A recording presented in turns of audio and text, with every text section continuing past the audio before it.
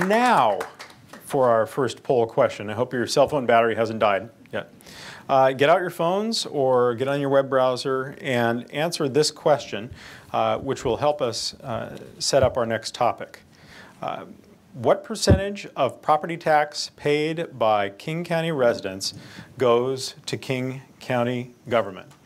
And you can see here there are 5 potential answers. You can text to those. Is that right? Yep. Okay. You can go online to pollev.com/KCIT, or you can text a message to 22333, and then you see the keyword responses for the 5 answers. Or you can tweet @poll plus your keyword response, and it's again the same responses. So the question is, what percentage of total property tax paid by King County residents goes to King County government? Not enough is not one of the choices. 1.9% to 12.7%, 17.5%, 27.4%, or 51.4%. Get your votes in now. We'll give you just a few seconds more to vote. Is there any Jeopardy type music we can play during this time? Anyway, let's switch around. And how are the results coming along?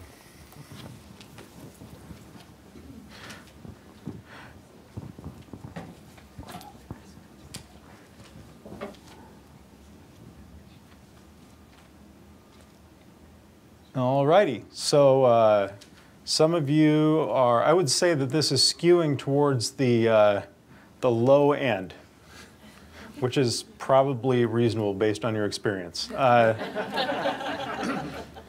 So I'm going to give you the correct answer, and the correct answer is, in fact, 17.5%. It's answer C. Those who are receiving a greater share of the property taxes are, in order, the school districts, which receive 32.6% of total property taxes, followed by the state government for public schools with 21.3%. It's a total of, I think, 54. And then the cities, who, as you might predict, receive slightly more than the county at 17.7%. The correct answer for the county is, you know, you can't cheat now and answer C, is 17.5%. So our next panel, you know, for this next session, we're going to discuss the budget, which we're in the process of developing right now. We've taken many actions over the past 4 years to drive down costs. We have met the goal I set of containing the average annual cost growth for most funds to the rate of inflation plus population growth, which hovers around 3.5%. One example is in public health, where maternity support services increased productivity 3% for the past 3 quarters in 2014. Without efforts like that and many others, the budget gap would be greater. At each department, our employees continue to improve the services we provide while ensuring that we live within our budget. And I want to thank you for all that you've done over the course of the last 4+ years to help us drive down costs and improve efficiency. We are still facing significant challenges in funding some of our services, and there are 3 main reasons for that. The first, a state-imposed 1% cap on property tax revenue. The second, a reduction in state and federal funds. And third, the defeat of Proposition 1 combined with the expiration of the temporary congestion reduction charge for transit. This is, unfortunately, these various factors are having an impact on our employees, primarily but not exclusively in Metro Transit, Public Health, DCHS, and the Roads Division. This is a difficult time for some of our employees, and I encourage you to support your fellow employees, support one another, and if you or someone you know needs to talk to someone, please take advantage of the Employee Assistance Program. They can be contacted at kingcounty.gov/employees/EAP. I know that you want to know more about the current budget situation and what the next 2 years will look like. At a gathering of Nobel laureates at the White House, President Kennedy once quipped something to the effect that This is the most extraordinary collection of talent and knowledge ever gathered at the White House, with the possible exception of when Thomas Jefferson dined alone. And so I've invited Dwight Dively, our budget director, and the head of the Office of Performance Strategy and Budget, to be the entire next panel and give us some more details. So Dwight, welcome. Thank you. King County will be doing its first biennial two-year budget for 2015 and 16. Our current projection is that it will total about $8.4 billion. Can you outline the major programs that will be included in our budget? Sure. So there's a chart that's being shown now that gives you a sense of, by program, where we spend our money. And you'll see that the largest single section over on the right-hand side in green is what we label as physical environment. And that includes things like Metro Transit, our roads division, and DNRP programs such as wastewater treatment that you heard about earlier, solid waste, and the parks function. The second largest share, shown up at the top of the picture, is in health and human services. And this is public health. This is all the different human services programs that we provide in DCHS. Another large share around to the left in blue is public safety. In this state, counties have the principal responsibility for running the criminal justice programs, so things like the courts and the jail and prosecutors and public defenders, and the sheriff's office is all part of this. And then you can see down at the bottom we have a whole lot of other things we do. Administrative services we provide, elections that we run, the assessor's office that determines the value of property in the county. All of those things are in that yellow section down at the bottom. And so you can see in total for a two-year period, we're currently estimating that we're going to spend about $8.4 billion. Okay. And that is the total budget. And then often we hear about the general fund budget, which is a smaller subset. Which is a component of that, right. Just to avoid confusing the two. You know, the county has a lot of sources of revenue. And those sources of revenue are often tied to a specific use or purpose. Right. Could you explain a little bit about these revenue sources and how they can be or are spent? Sure. So the county gets literally hundreds of different kinds of revenue. And on this chart, we've kind of divided it up into three broad categories. One is taxes. One is user fees or charges that we make for a service we deliver. And then the third is state and federal funding. And what's on this chart is illustrative only. There are many, many other examples of expenditures and revenues that are not itemized here. And we also have functions and funds that get multiple different sources of revenue. So for example, transit gets sales taxes, it also gets property taxes, but obviously it also collects fares when people ride on the bus. So these are not completely pure divisions. But just to give you some general examples, tax-supported functions includes things like transit. More than half of the transit funding comes from taxes. The general fund is largely tax-supported. Our roads division that provides road services in the unincorporated areas of King County is supported almost entirely by property taxes and gasoline taxes.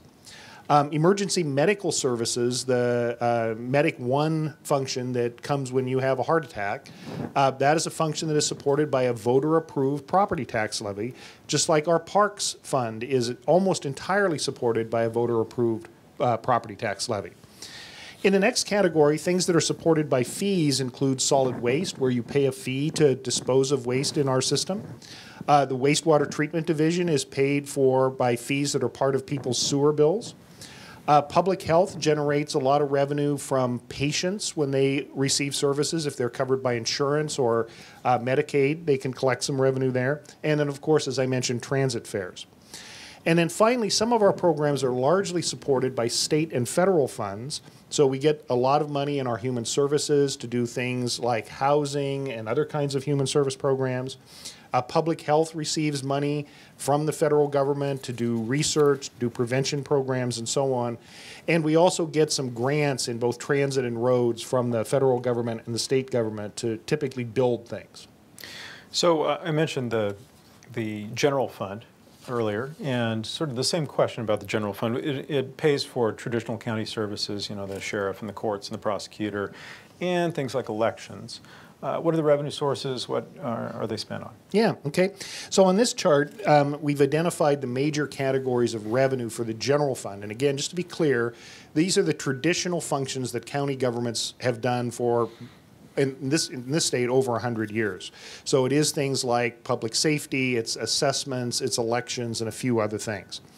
By far the largest source of revenue is the property tax, and as the executive mentioned earlier, one of the challenges we face is that under state law, that revenue can only grow 1% per year plus the value of any new construction, which is typically another 1% or so. So that revenue doesn't grow very fast.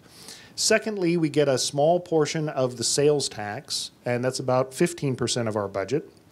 One of the things that King County does really well is we contract to deliver services to other governments. And so, for example, both our sheriff's office and the district court have contracts with a lot of cities to either be their police department or their court system, and those are intergovernmental payments. And then you can see there's a few other sources of revenue that add up to relatively small amounts of the total. If we switch now and we go over to the expenditure side of the budget, one way to look at it is to look at it by function, to look at kind of like what programs are funded. And when you look at it that way, about 3/4 of the general fund is spent on criminal justice programs. But this looks at it in a somewhat different way. This is to say, what do we buy with the dollars that we spend in the general fund? And this is organized around the kinds of purchases we make. So if you look at this chart, you'll see that about half of every dollar is wages for our employees. And the general fund is not a lot different from many of our other funds in this regard. You add 10 cents for benefits, you add another about 4 cents for retirement, you add another 5 cents for other kind of labor costs, and you can see that just directly almost 70% of the general fund is spent on general fund employees. There's two other big categories there. Internal services. These are services that the general fund agencies buy from other county agencies. So KCIT or FMD, where they're renting space in county-owned buildings. And then a little further over are contributions to other funds. This is mostly public health, a little bit of DCHS, a little bit of permitting. And those contributions are almost always paying for staff in those agencies. So when you factor all that in, about 80% of the general fund's spending is on people, on salaries and benefits for our employees. And very little goes to other things like supplies and services or payment on our debt. So what this chart tells me, it reminds us, is that what government does, what county government does, is hire people to provide services to the public, to other people. You met three of those folks earlier. We don't spend a lot of our budget on materials. We don't spend a lot of our budget on other items. We spend money getting services to the public that they cannot get otherwise, and that's represented in this chart. And one of the commitments I made when I took office is to drive down the cost curve, to reduce the growth in the cost of government so that we could preserve services. And I said I'd drive that down to the background rate of inflation plus population growth, which is logical, I think. And all the work we've been doing, this reform agenda over the last 4.5 years has been directed right at that goal. And I want to ask our budget director how we're doing. We're doing real well. Okay, good. And as you mentioned earlier, this has really been a joint effort of everybody in the government. It's us managing our healthcare costs. It's individuals being creative about ideas about how to be more efficient. It's coming forward with ideas about how we can generate revenue that we are owed. And you can see on this chart that in the last 4 years, we have succeeded in almost all parts of the government in driving down the historic cost growth, which was 5 or 6% per year throughout the decade of the 2000s, down to a rate of about 3.5%, which is almost exactly, on average, the sum of inflation plus population growth. And so in that, we have been very successful. And you could see that just in the general fund alone, and that's all this isn't all the other funds where we've accomplished that, by 2020, the cumulative savings just for that year of all of these efforts is $200 million. And so that's money that we have basically used to preserve services we otherwise would have had to cut, or it's money that we have saved our taxpayers that they otherwise would have had to pay. But the challenge is the green line shows the 3.5% rate that we've achieved. We're doing what we can do, dealing with the things we can control. Below that, you would see another line, which is the revenue line, because the revenue constraints that I described to you earlier create a line that would be considerably below that green line going out in the future. And that is the continuing challenge. We're dealing with the cost side. We need help from our friends in Olympia and Washington, D.C. to create the circumstances for us to deal with the revenue side of the equation. That's an editorial. We are very early in the process for developing the 2015-2016 budget. Can you give us a status report on the current financial outlook? Sure. And one of the things that's important for everyone to understand is that we have many, many different funds around county government. And so each fund has its own unique circumstances. And some are doing well and some are doing not so well. So just very quickly, some of the ones that are doing well, if you look at the Department of Natural Resources and Parks, which is generally supported either by fees or by voter-approved revenues, their finances are in very good shape. So they're going to have, from my perspective, an easy budget.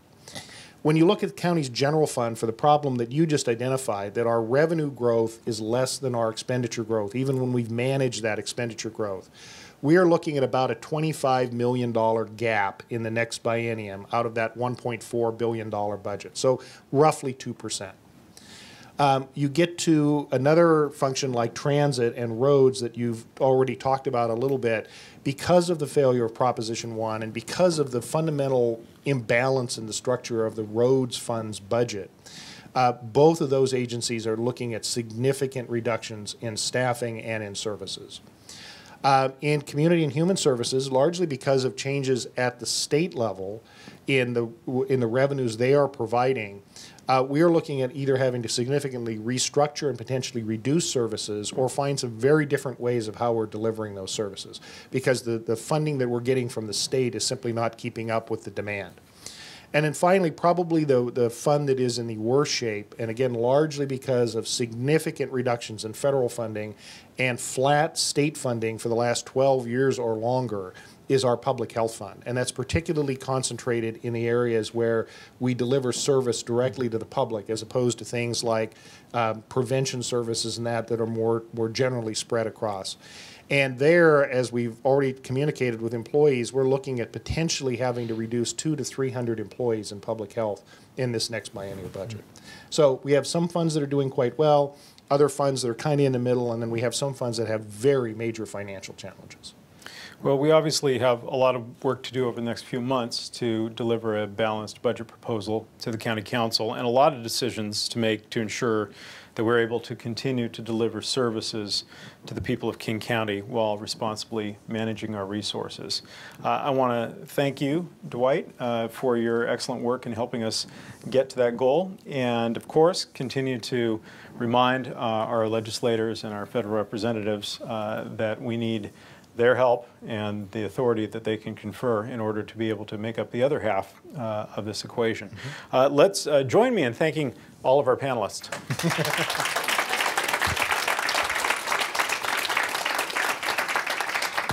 Poll question number 2. So we've spoken about healthy incentives a few times today. And there's a very important deadline coming up. June 23rd is the last day to start your individual action plan to earn gold for 2015. So now is the time for this second poll question. As I said, June 23rd, the deadline. Have you already finished your action plan, started but not finished your action plan, or not started your action plan? Now, these are anonymous, by the way, so go ahead. Listen. Ask and ye shall receive. You can text your message to 22333 or go online to pollev.com/KCIT, or you can tweet @poll with the keyword response finished, started, or not started.